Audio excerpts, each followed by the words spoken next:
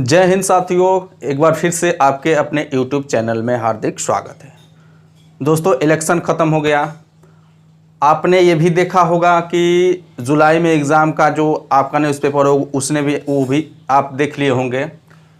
तो क्या जुलाई में आपका एग्ज़ाम होगा, इसमें और जो अभी जो है यूपी के सभी खाली पदों पे जो भर्तियां होनी है वो कब और कैसे होगी या नहीं होगी, इस पे तमाम बातें पे बात करेंगे। ठीक है, तो चलिए हम ध्यान से सुनिएगा, एक एक बात को बहुत गहराई से और बहुत बारीकी से आपको बताएंगे। ठीक है, देखिए सबसे पहले यहाँ पे चलेंगे, हम लिखे हैं ऊपर, क्या जुलाई में री एग्ज़ाम होगा, क्या जुलाई में री एग्ज़ाम होगा।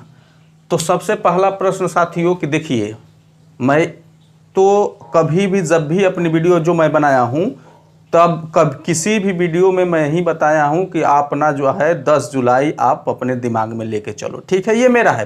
ठीक है, लेकिन अब आ जाएंगे ऑफिशियली तौर पे, तो आप देखे होंगे कि जो है पहले तो सेंटर सिलेक्शन की नोटिस आप देखे होंगे, कई यूनिवर्सिटी कई कॉलेज के ऐसे आप देखे होंगे। उसके बाद आप नोडल अधिकारी से रिलेटेड देखे होंगे, जिसमें मैं भी बताया, मैं भी जो है उसको टेलीग्राम पे डाल दिया था कि नोडल अधिकारी से जो संबंधित आया था और सेंटर सिलेक्शन से रिलेटेड था।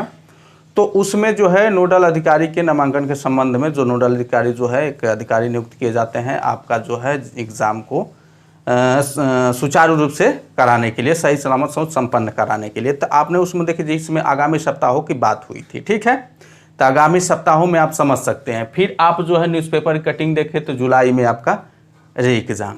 तो देखिए मैं पहले ही आपको बता रहा हूं कि जुलाई में आपका 10 जुलाई जो मैं बताया था 10 जुलाई में आपका एग्ज़ाम होगा। ये मैं आपको हर वीडियो में लगभग आप देखे होंगे, तो मैं बताया था अपने माध्यम से। ठीक है, अब देखिए रही बात कि क्या वास्तव में री एग्ज़ाम जुलाई में होगा।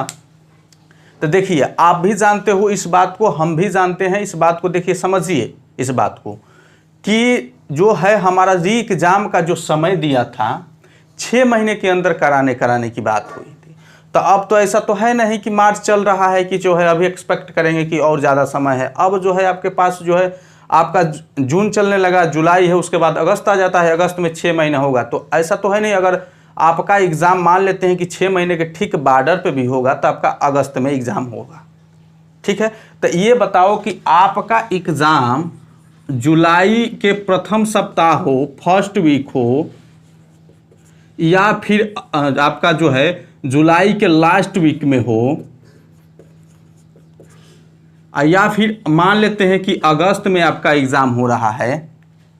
तो ये बताओ कि इससे आपको क्या प्रभावित होता है। आप क्या मतलब समझते हो कि जैसे जुलाई में हमारा एग्ज़ाम हो जाए, थोड़ा अगस्त में हो जाए तो हमारा अच्छा पेपर। देखो भाई, आपका जब फरवरी में एग्ज़ाम हुआ, बात को समझो, फरवरी में एग्ज़ाम हुआ जो कैंसिल हो गया, तो आपके पास मार्च, उसके बाद आपके पास अप्रैल, उसके बाद आपके पास मई, उसके बाद आपके पास जून भी ले लो। ठीक है, जून ले लो। तो जून का अगर जुलाई के फर्स्ट वीक में भी होता है तो आपका ये 4 महीना है। अगर 4 महीने में आप अच्छी प्रिपरेशन, अच्छी तैयारी नहीं किए तो ये 15 दिन और बढ़ जाएगा। तो क्या आपकी तैयारी अच्छी हो जाएगी? देखिए यहाँ पे वास्तव में बता दूं कि जो आपका एग्ज़ाम होगा, चाहे 10 जुलाई हो या फिर आपका 5 जुलाई हो या फिर 15 जुलाई हो, जो भी एग्ज़ाम होगा तो उसी के इर्द गिर्द आपका होगा। मान लेते हैं 10 के ना हो के 15 को हो जाए, 20 को हो जाए, यही तो होगा 10 दिन में। तो यहीं आप जो है तैयारी अपना जो इस महीने में पूरी तरह से नहीं किए हो तो आपने बहुत बड़ी गलती की है। अब यहाँ पे भी अगर आपका एग्ज़ाम, देखिए आपका एग्ज़ाम इधर ही नज़दीकी में कहीं होगा, चाहे 10 जुलाई को, देखिए मैं साफ साफ बता रहा हूँ नज़दीकी में होगा। जितने भी आपको मैं नोटिस दिखाया, आपने और जगह भी देखा, तो आप जो है अभी भी आप जो है इसमें लापरवाही ना करो कि एग्ज़ाम थोड़ा सा टल जाए, जैसे अगस्त। ठीक है, हम मान लेते हैं कि एग्ज़ाम टल जाए, एग्ज़ाम टल जाए तो हम तैयारी कर सके। अरे भाई, तो इस महीने में क्या कर रहे थे आप? सो रहे थे। ये जो 17 एंड 18 फरवरी का जो एग्ज़ाम हुआ, इसमें तो आप लोग कह रहे थे कि जो है टाइम नहीं मिला। तो ये सही बात है, इसमें कोई दोहरा नहीं, इसमें कोई शंका नहीं है, इसमें समय नहीं मिला। अचानक आपका नोटिस आ गया कि एग्ज़ाम एंड 17 एंड 18 फरवरी को है। लेकिन यहाँ के बाद जो है आपको समय तो इतना पर्याप्त मिला, तब जो है आप क्यों चाहते हो कि आगे डेट बढ़े?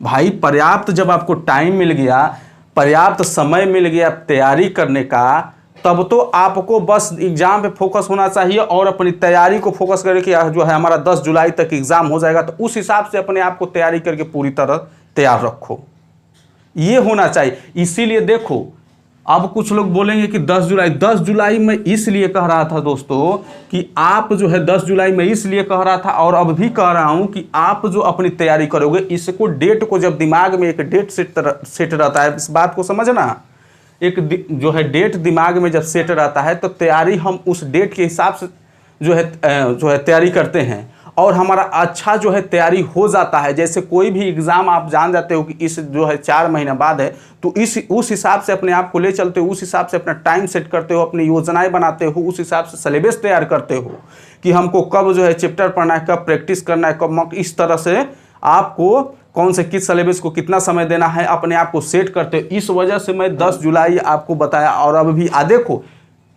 ऐसा नहीं है कि ये गलत है, इसी के इर्द गिर्द होगा 5 दिन 7 दिन इधर उधर, यही तो होगा।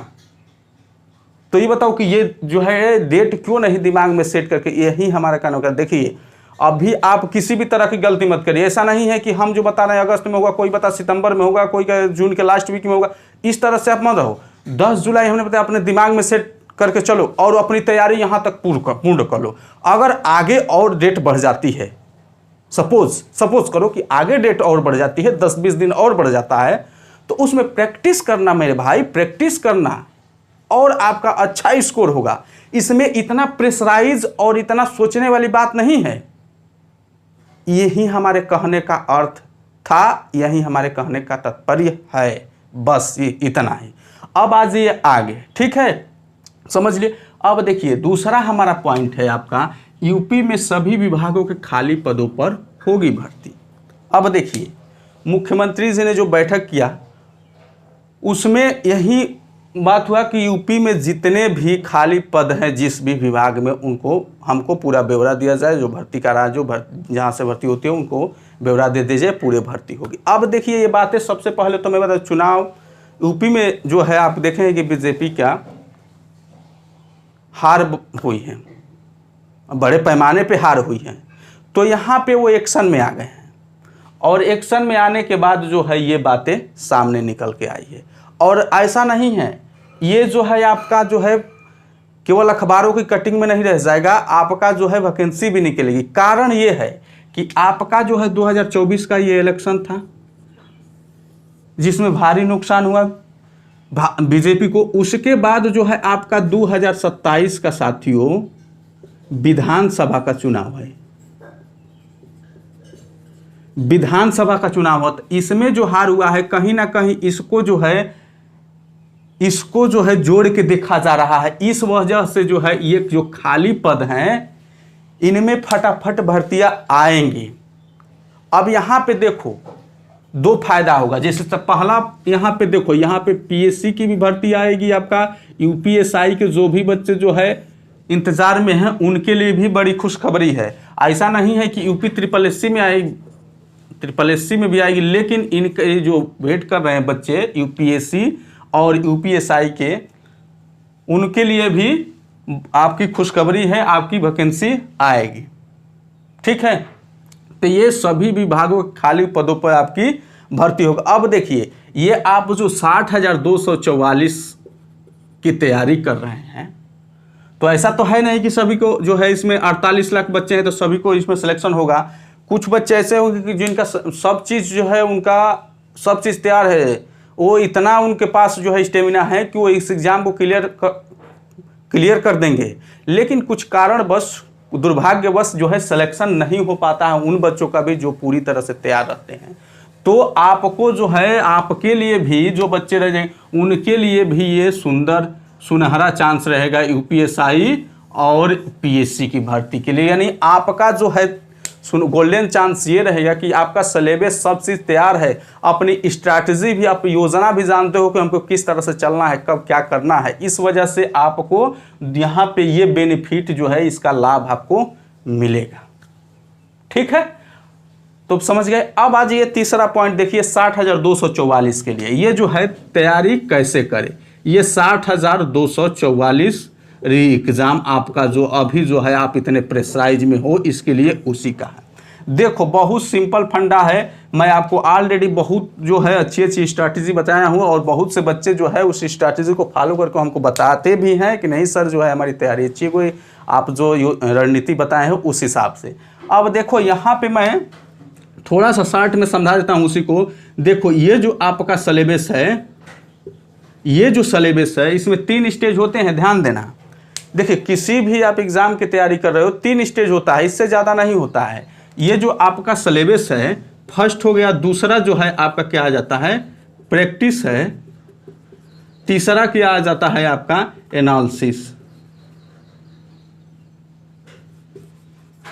आपका जो है एनालिसिस आ जाता है। ठीक है, आप जो है सबसे पहला हमारा स्टेज होता है सिलेबस कंप्लीट करने, उसके बाद जो है खूब प्रैक्टिस, जम के प्रैक्टिस करो जितना हो सके।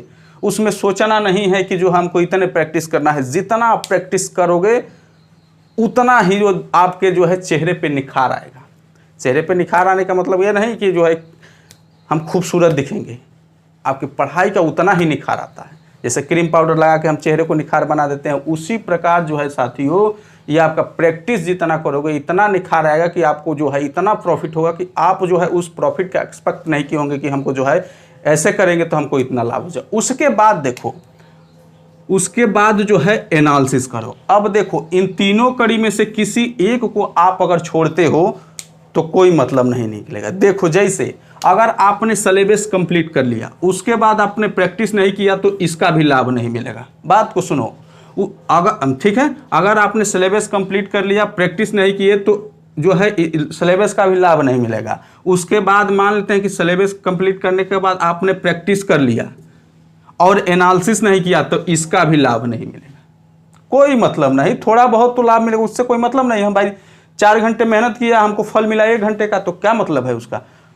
ये जो है आप जो है फर्स्ट में सिलेबस कंप्लीट करो, उसके बाद प्रैक्टिस करो, उसके बाद एनालिसिस करो 3 स्टेज, बस उसके बाद आप एग्जाम दो, कोई रोक नहीं सकता है आपको। यही है एकदम सिंपल फंडा, सरल फंडा, इसमें ज़्यादा सोचने या ज़्यादा समझने वाली बात नहीं है, बस यही है बात आपका। तो आप जो है री एग्ज़ाम को लेकर ज़्यादा प्रेशराइज नहीं होना है, अपने आप को बस कंटिन्यू अपनी गाड़ी को चलाते रहो। बस किसी भी तरह जब दिमाग में रखो कि 10 जुलाई ना हो कि 15 भी जुलाई हो जाए तो हमको एग्ज़ाम क्लियर करना है। बच्चे हैं ऐसे कि जो है अपना तैयारी एकदम निरंतर कर रहे हैं, तो बिना निस्वार्थ भाव से वो निरंतर तैयारी कर रहे हैं। अब आप सोचो कि हमको उस कैटेगरी में जाना है कि नहीं जाना है, बस इतना ही है। बाकी तो आपको जो है डेट अलग अलग मिलती रहेगी और जो आएगी वो भी अलग रहेगी, ये कोई संदेह नहीं, ये ही सच्चाई है। तो आप जो है अभी भी इन बातों को दरकिनार करते हुए एकदम अपने आप को, अगर कहीं आपकी वीकनेस है तो उसको देखो कि हम खुद से कैसे सही करेंगे, या फिर कोई जाके किसी भी टीचर का हो, चाहे हमारा हो, अच्छा लगे या फिर दूसरे का, देख लो कि क्या योजना है, क्या रणनीति है, उनकी अच्छी लगे फॉलो करो। हम नहीं कर रहे कि हमारा ही करो, नहीं। देखो आपको जैसे भी लाभ मिले, जैसे भी आप एग्जाम क्लियर करो, उस हिसाब से आप चलो। एग्जाम पूर्व वाले सर हैं, उनका भी किसी भी टीचर का वहाँ से आपको मिल रहा है कि नहीं हमको यहाँ से फ़ायदा मिले, उनका भी करो। बहुत से हमारे जैसे पुलिसकर्मी हैं कि जो है आपको 60,244 से हर तक जो है आपका इंफॉर्मेशन, चाहे स्ट्रैटेजी से लगाई, चाहे किसी भी तरह के इस भर्ती से लगाई, आपको जो है इंफॉर्मेशन, आपकी रणनीति प्रोवाइड कराते हैं, तो आप जो है वहाँ से भी ले लो, कोई दिक्कत नहीं है। ऐसा नहीं मैं कह रहा हूँ कि हमारे यहाँ से, आपको बस जो है एग्ज़ाम जैसे क्लियर करो, मेरा यही उद्देश्य है। ठीक है, तो चलिए दोस्तों मिलते हैं तब अगली वीडियो में।